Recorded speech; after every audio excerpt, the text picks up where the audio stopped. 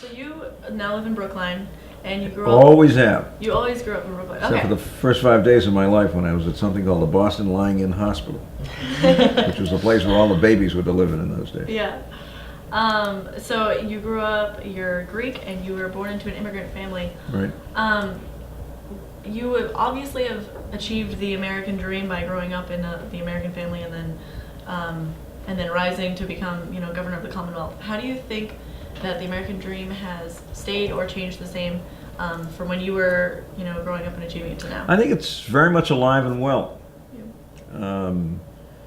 I'm teaching lots and lots of young people these days, both here and in California, whose parents, like my parents, were immigrants, came over here.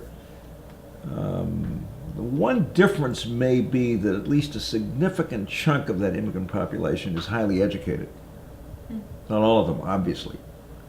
Whereas, with very few exceptions, when my parents came over here, my dad was 15, my mother was 9, they were coming here to get a job. My mother, who came here when she was 9 in 1913, was the first Greek-American young woman ever to go away to college in the history of the United States. It was unheard of at the time. I mean, finishing high school for a young Greek-American woman was unheard of. And largely because of an inspirational elementary school principal in Haverhill, who became almost a second father to my mother.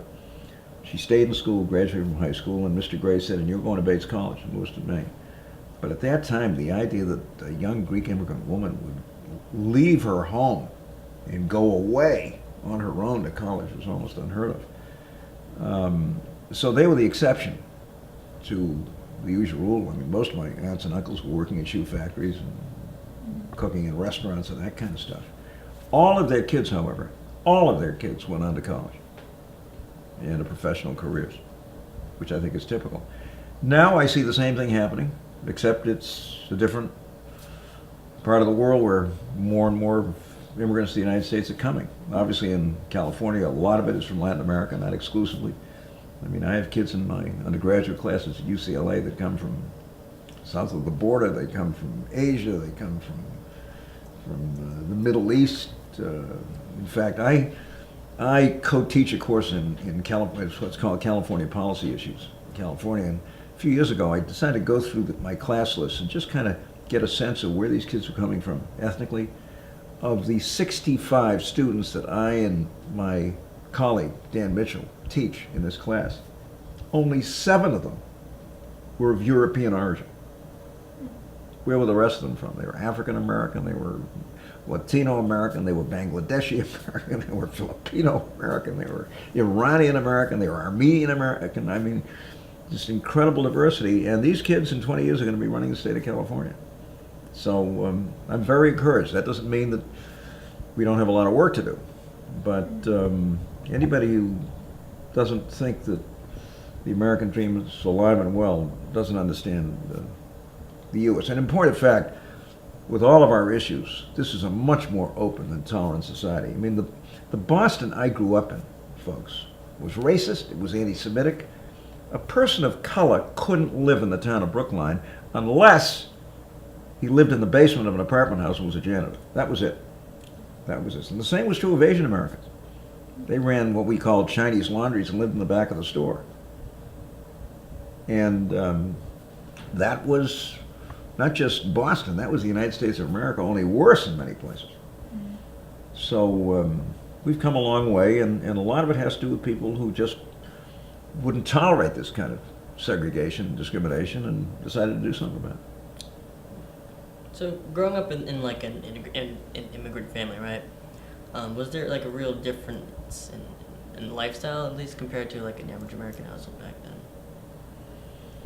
Well, I think all of us who grow up in immigrant families are growing up in a culture, in a family environment, which takes a lot from that immigrant background. I mean, it just so happened, although my parents spoke pretty good English because they came over here early.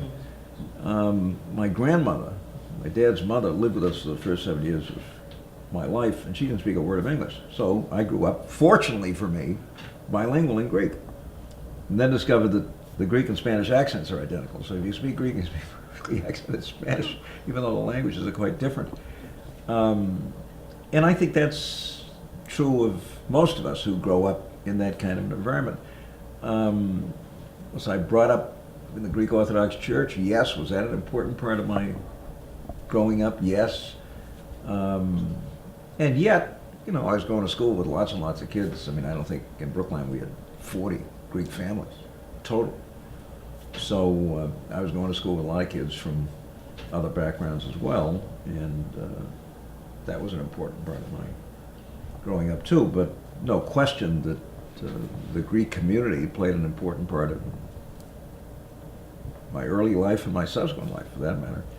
And like most hyphenated Americans, I'm very proud of my ethnic background and very proud of the fact that I'm an American. So we kind of get the best of both worlds.